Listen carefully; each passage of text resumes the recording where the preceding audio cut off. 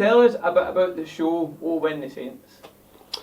So the show is a kind of celebration of all things St Johnstone, all things associated with the club, all things associated with the area, and it's kind of I'm the writer of the show, so I'm a massive football supporter, and I also love theatre. So kind of I put myself in the shoes of the audience member.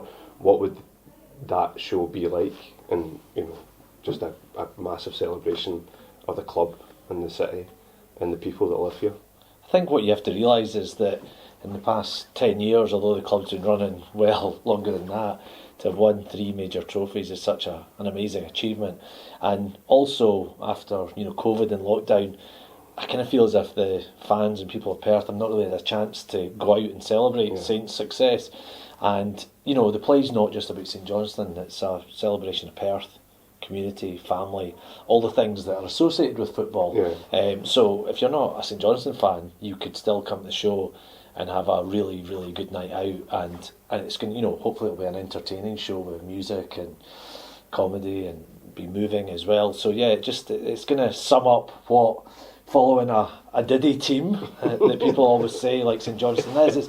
It's there's more highs, there's more lows than there are highs following a team like St Johnstone, but there's been quite a few highs recently. And what's been your favourite thing about being involved in the project so far? Well, personally, I had a lot to learn about the club, and in the past, Colin and I have been to games together and stuff like that, but I didn't really know a lot about the history. And for me, like Colin mentioned earlier, the fact that there's only been this success, you kind of, if you're a neutral or if you're someone that doesn't have an association with the club, then you kind of assume that there's not been nothing particularly interesting happened. But when you delve into it, there's so many fascinating stories associated with the club, the supporters, the people that kind of make up the club as well. I think as an actor who grew up in Perth and as a wee boy wanting to be a footballer and never quite achieved that, it's the next best thing is being an actor from Perth who started at Perth Theatre, to be going back a few years later to be in a play in the theatre that I started in, that I love, about the football team that I love in the place that I grew up. It's the closest I'll ever get to playing for Saints, I think. It's the acting equivalent of winning the Scottish Cup.